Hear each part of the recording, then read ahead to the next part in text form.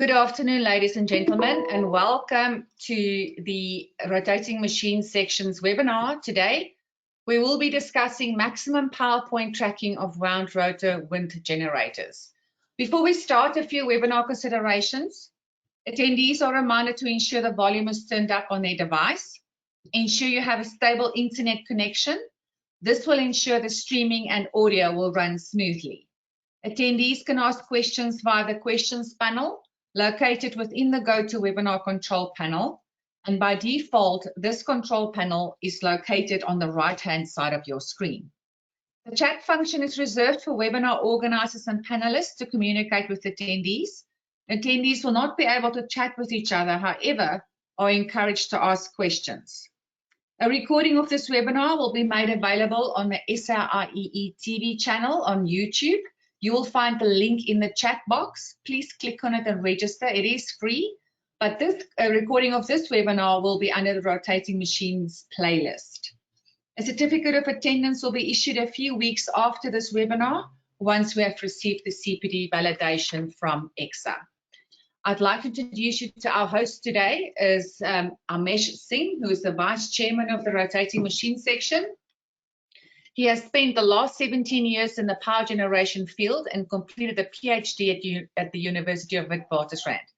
He has extensive experience in engineering management, rotating equipment, refurbishment, generator online and offline condition assessment, and conducting continuous improvement initiatives within Eskom. Amesh is a registered professional engineer and an SAIEE member. His passions involve research, new technologies, training, mentoring, and supervision of university students. Over to you, Amesh. Hey, hello and welcome, everybody. Thank you for taking the time to join us for today's webinar. So we have a special guest today, and we're fortunate to have Johan Gilomir.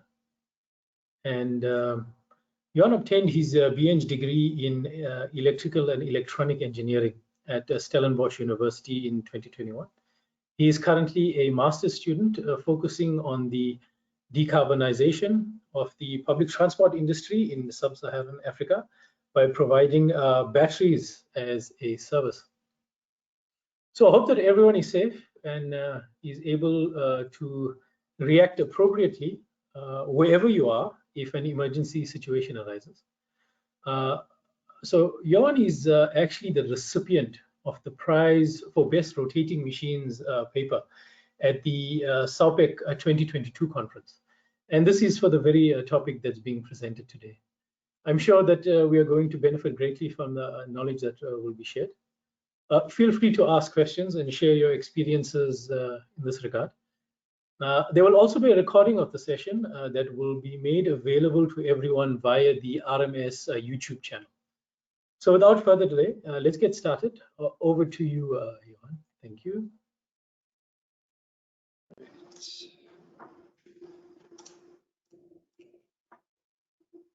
All right.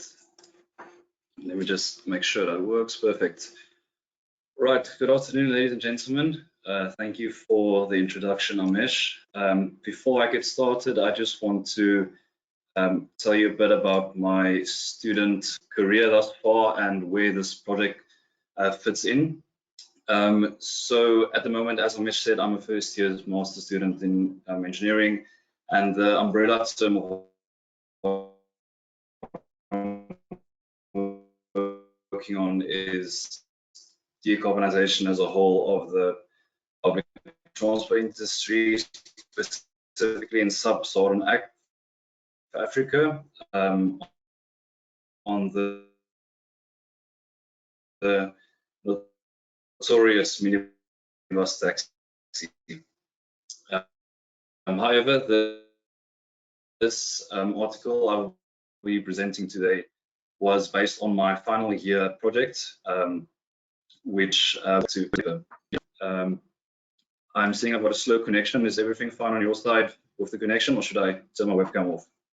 Johan, I think it's best to turn off your webcam. We're losing a bit of audio quality. Okay, I will quickly do that. Thank you.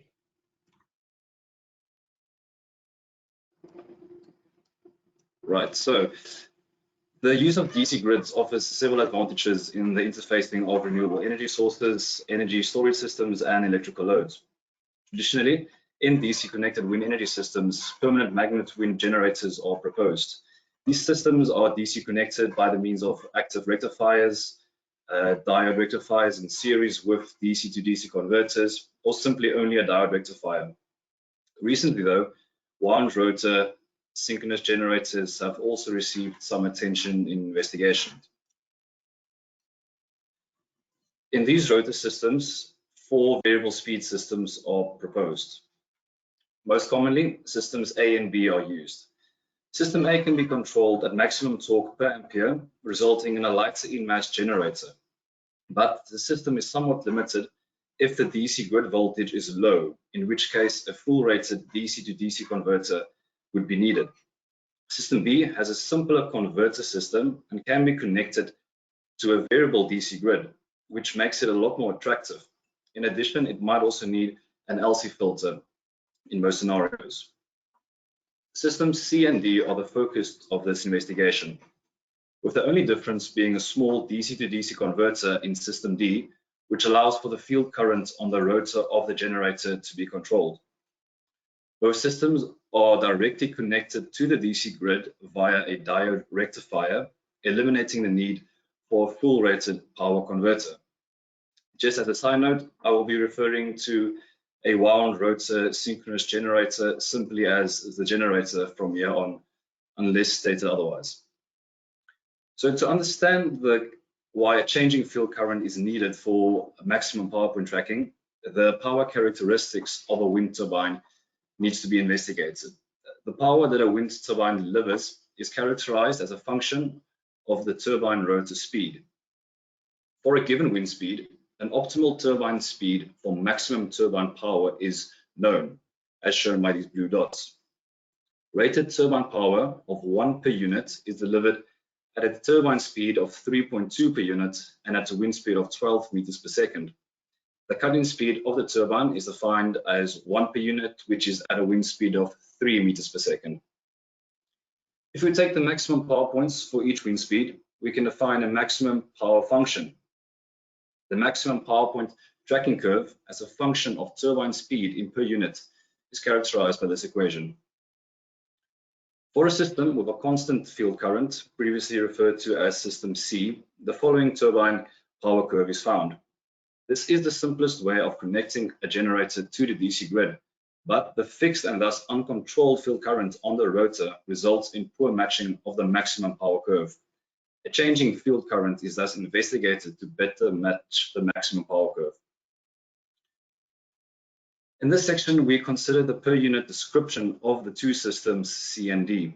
The per phase equivalent circuit and phasor diagrams are presented here. As the DC grid voltage is considered as constant, the AC per phase terminal voltage remains constant at 1 per unit. For the per unit definition of the system, the generator frequency is considered equal to the turbine speed. Thus, the generator's frequency at cut-in speed is also 1 per unit. The induced per phase voltage is expressed as a function of saturation factor, generator frequency, and field current. At cut-in speed, all of these parameters are equal to 1 per unit. The synchronous reactance is defined as a function of a saturation factor, generator frequency, and the base synchronous reactance. The base synchronous reactance is defined as a synchronous reactance at 1 per unit frequency and 1 per unit field current. Both the saturation factor and the synchronous reactance is determined by performing the open and short circuit tests on the generator.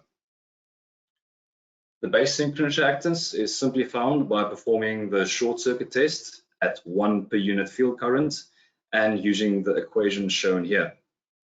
To determine the saturation factor, the per unit field flux of the system is investigated. With only field current applied, the resultant system flux is equal to the field flux, which implies that the open circuit voltage characteristics of the system, along with the field flux definition, can be used to determine saturation factor K as a function of the flux. This function is estimated as shown by the equation and the saturation factor graph. To determine the per unit power developed by the generator, the turbine power and rotational losses in the system are needed. The turbine power is found by using the maximum power curve equation as previously defined, where the rotational losses include wind and friction, gearbox, and core losses. Subtracting the losses from the turbine power, the developed power is found.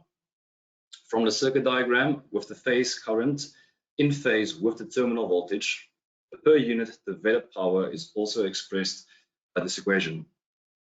To conclude the per unit definition of the system, some additional voltages can be expressed by the use of the per phase circuit and phasor diagrams.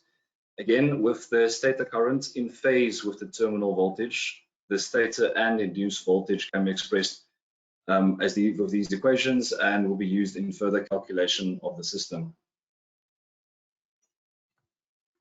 In this section, we consider the per unit analysis of the fixed and variable field current systems. To initially investigate the effect of the synchronous reactance and saturation factor, the fixed field current, or system C, will first be investigated. The effect of different arbitrarily chosen base synchronous reactance values is shown in this graph. Again, for a constant field current, it is compared to the maximum power point curve as defined in the introduction. The saturation factor is present in the calculations of the synchronous reactance, induced voltage, and the field current. Thus, it is a very important parameter to be considered. As with the synchronous reactance, the value of the saturation factor is dependent on the chosen base field current. From these two graphs, it is concluded that for maximum power point tracking, it is extremely important to have accurate values for X, S0, and K, as it has a great effect on the delivered power of the system. We are also reminded of the poor matching of maximum power with the use of a constant field current from these graphs. To assist in choosing a base field current, the optimal base synchronous reactance for maximum power at a rated speed is calculated, and this is found to be 1.06 per unit. This is a positive result, as it is quite possible to design a generator to have such a per unit reactance value. Further calculated is the power angle at this operating point, which is determined to be 70.9 degrees. This is relatively large, but I will revisit this in the conclusion. So for the changing field current system, all equations have now been defined that is needed to express the optimal field current as a function of turbine speed. To recap, let me run you through the entire process. After choosing a turbine speed, you determine the maximum turbine power from the maximum power function. From there, generator power is found by subtracting rotational losses, followed by calculating the stator current by making it the subject of the above power equation. Simple circuit analysis of the per phase equivalent circuit is then used to calculate the stator voltage, and the per phase phasor diagram is used to determine the induced voltage. Finally, the field current is defined by making it the subject of the earlier defined induced voltage equation. There you have it. You now have calculated the optimal field current to deliver maximum power at a chosen turbine speed. Who said engineering needs to be difficult? To further express the importance of accurate base synchronous reactance and saturation factor values, the optimal field current in per unit, or the DC to DC converter's duty cycle, is shown here as a function of turbine speed. Just a reminder, this DC to DC converter that I am mentioning here is supplying the field current. Thus, the field current in per unit is equal to the converter's duty cycle. The practical system used for testing is shown here, where a DC motor was used as a wind turbine emulator. The base values of all important parameters used during the tests are shown here. Most notably, a cut-in speed of 625 RPMs and a rated generator power of 1 kilowatts was chosen. The first test performed is measuring the field current needed for maximum power delivery at different turbine speeds. Field current is manually controlled and compared to the theoretical optimal field current for maximum power point tracking. As seen, the practical results here closely match the theoretical field current with only slight deviations at higher turbine speeds. The measured optimal field current is now programmed onto a microcontroller to automatically adjust the duty cycle of the DC to DC converter according to the measured turbine speed. The delivered power obtained with the microcontroller is shown by these red squares. It produces a near perfect match to the maximum power curve, suggesting successful implementation of the control system. Finally, here is just a screenshot of the line current and terminal phase voltage waveforms of the generator at full load. An aspect that is not considered in the study is the proposed control method under dynamic conditions. This is important as wind speeds are by no means constant and may vary rapidly, such as with wind gusts. What is in question is if the defined function for field current would be valid under dynamic conditions. A similar control method for a permanent magnet wind generator is proposed by Ms. Ndakane in a study Simple Robust Maximum Power Point Tracking Control for Wind Energy DC Grid Connected Systems. In this case, the duty cycle control is also a unique function of turbine speed. What is found is that the turbine of the system acts as a low-pass filter dominated by the mechanical time constant and is perfectly stable under dynamic wind conditions. It is thus reckoned, although must still be confirmed, that the same behavior will be observed for this system and that the shown graph here would still be valid under dynamic performance conditions. In this paper, a small DC to DC converter is used to optimally control the field current on a wound rotor synchronous generator to allow for maximum power point tracking. From the analysis and results obtained, the following conclusions are drawn. The direct DC grid connected generator system is characterized by the weakening of the resultant flux in the machine as the turbine speed increases. This causes the saturation level to greatly reduce from cut-in to rated turbine speed. It is also concluded that the proposed analysis method can be used for maximum power point tracking. However, it is only possible if the saturation level of the machine is correctly considered as previously mentioned. It is also shown that the power angle at rated power is relatively large. To prevent this, the base synchronous reactance must be relatively small and saturation level low. This is to the detriment of the generator size. So even though the system has a great advantage of using a small DC to DC converter, it has a disadvantage of making use of a larger wind generator. The beauty of the proposed control method lies in the simplicity with which maximum power point operation is always obtained. The control method requires no complicated speed and current controllers, but only a simple function between turbine speed and duty cycle. Thank you very much for listening. I will be happy to try and answer all of your questions.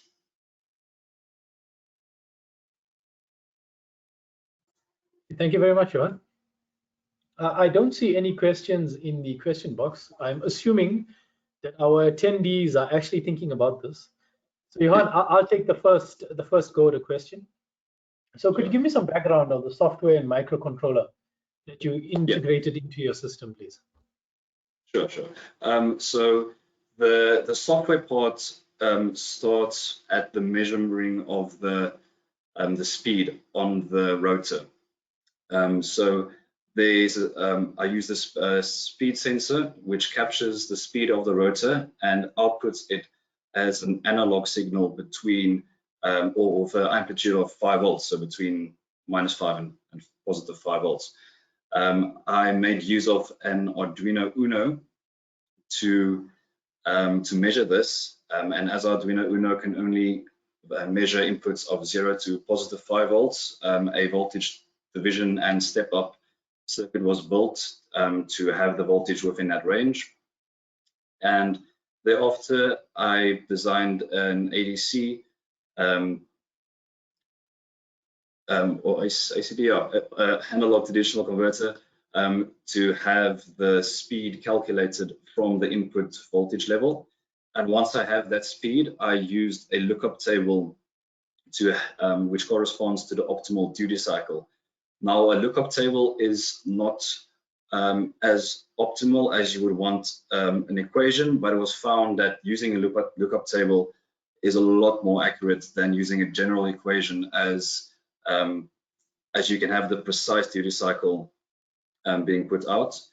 In my case, the Arduino Uno that was used has very limited flash memory, so I did not have a lot of values to insert into the lookup table. I had every 25 RPMs, but ideally you would have to have that every 5 RPMs. And that is one thing that I would do different, is get a microcontroller with a larger flash memory to have every 5 RPMs in the lookup table, and to have the full spectrum of turbine speed, be able to measure the full spectrum of turbine speed and output the full spectrum of optimal field currents as well. So, yeah. Perfect. Great.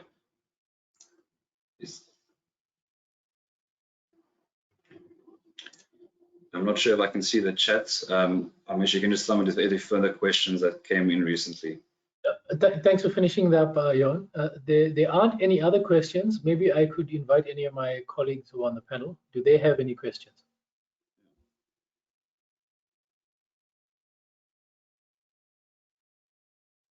Someone has their hand up. Go for it.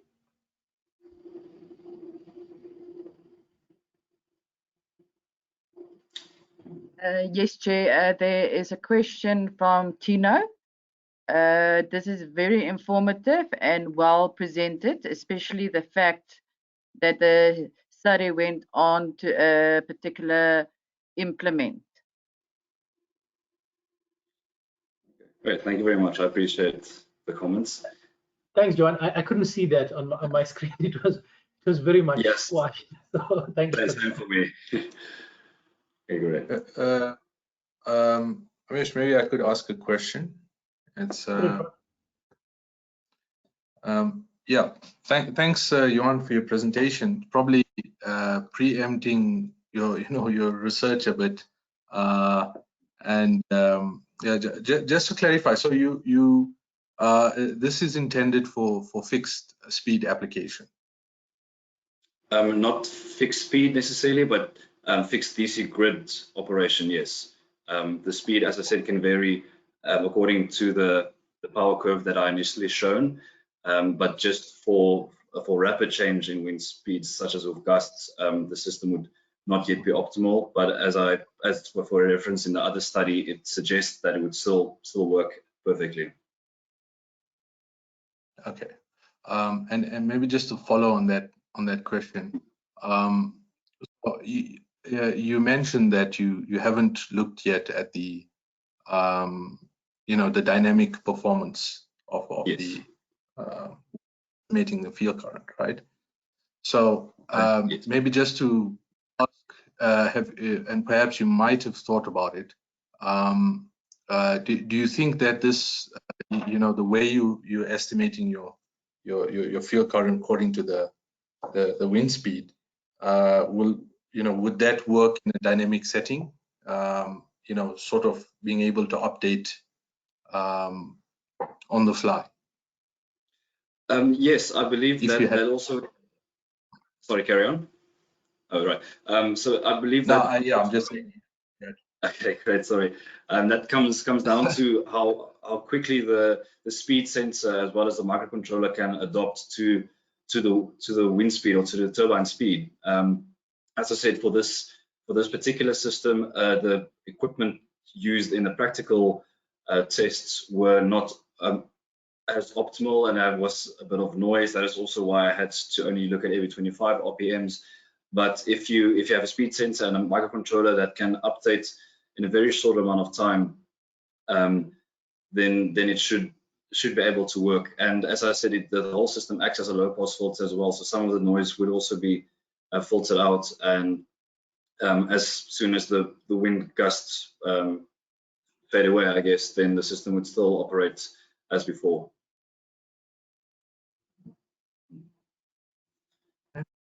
Thank you. Yeah, Amish, I see there's some other questions as well. Yeah, I've noticed that as well. So we've got a question from Mark Gordon. It says, what type of speed sensor did you use? To be honest with you, I was restricted to what I had to use in the machines lab at Stellenbosch University, and they had an in-house built, one built there, which they built about, I think, 30 to 40 years ago, which is built into all the lab setups there. So I was restricted to using that machine that they had. So it doesn't have any name I can give you. It was just an in-house design. Okay, thank you. There's another question from Mossad El Masiria. It says, does the loading condition have any impact upon the maximum power condition? If so, how do you take the loading condition into account? Yes, so the loading condition, I'm assuming that refers to on the grid side of things. That was not taken account into this study. That is also kind of forms part of the dynamic performance of the system as a whole, as the DC grid is also assumed to be constant in this case. In some of the applications, we might see that change as well.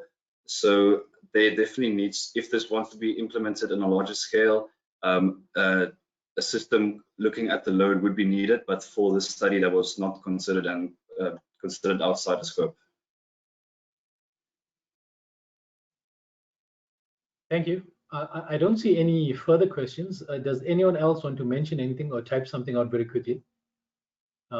If there aren't any further questions, I think maybe we have reached the end of the webinar. I'll wait about 3 minutes until 4:30. If nothing shows up in the chat and no one asks any questions, then we'll proceed to close. Is that okay, Megs? Absolutely, no problem. We encourage our attendees to ask questions, or you can raise your hand. I can see all of you. If you don't want to type, I know at this time of the day nobody wants to type. You're welcome to raise your hand and we'll unmute you. Perhaps if Prof. Kamp also wants to add something to fill some gaps that I might have left, he's also welcome to add something that might enlighten the audience. Yeah, I can try if that is fine. Okay. Right. That is fine, Prof. Go ahead. Yeah, just on the first question on the dynamics, we already, with a master study, showed that it works perfectly also under dynamic conditions. So that question is answered. So if you have wind gust or fast change of high frequency wind, you don't see that, and the controller works actually perfectly also under dynamic conditions. So a very simple system. And then on the question on the load side on the DC grid, yeah, we assume the DC grid here in this case as a sort of a constant voltage source. There's some controller that keeps the DC grid fixed and balance whatever load is there. So we assume that the DC grid voltage in this case is then constant in the same microgrid that it is connected to. But you can implement this very easily also under variable DC grid, which we are looking at now, that you have variable DC grid and you can program that duty cycle also perfectly with that. So I hope that gives a bit of an answer to the questions. Thanks. Thank you, Prof. I see we have some more questions. So we have a question from Graham Garner. He says, could you please clarify is the duty cycle a function of the wind speed, a wind speed measurement, or the turbine RPM measurement? Yes, so all of that is the wind speed itself is considered when determining the maximum power point for each wind speed. I don't believe my screen is still sharing, but then in the very first graph I showed, where I plotted the blue dots, that's the optimal power delivery and optimal turbine speed for every wind speed. So after I define those points, then I only use the turbine speed as an input to the optimal field current function. So the wind speed is not directly used in the equation, but it is used to define the optimal turbine speed. Okay, thank you. We have a comment from Julian Scales. He says, thank you for the interesting presentation. Graham goes further to say, clarification, could you please clarify, is the duty cycle a function of a wind speed measurement or the turbine RPM measurement? Okay, I'm not sure that's the same one I just answered, but I will try and clarify as well. So it is, in short, it is an RPM measurement of the wind turbine, but the wind speed was used to find what turbine RPM would be optimal for the given wind speed. But that was not part of the study. That was just reference from other studies, and I took those figures that they had to choose my optimal turbine speeds. Thank you. I hope that clarifies. So Julian Scales further asks, how is the excess power generated dealt with should the DC load be unable to absorb the generated power? Okay, so yeah, that comes back to the load question of earlier. Currently, there is no control system in place for this study to deal with that. In reality, there would need to be a system to deal with that, as obviously it won't work if too much power is delivered to a system that cannot handle it. But that is not considered as part of the study, only for the maximum power point tracking. But that, like I said, it was considered, but outside of the scope of the study. Thank you. And this should be the final question. Mark Gordon, he says, please explain relationship between rotor speed and the field fluctuations.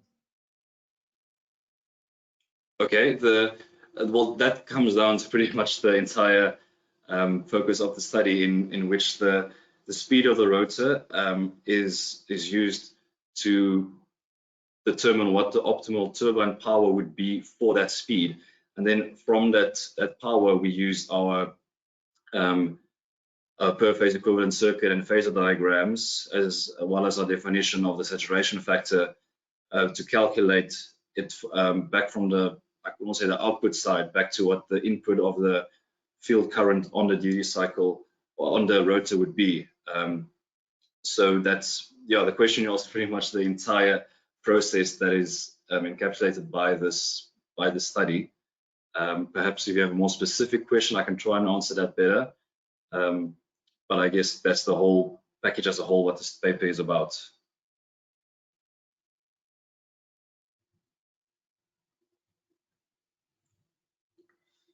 Thank you then.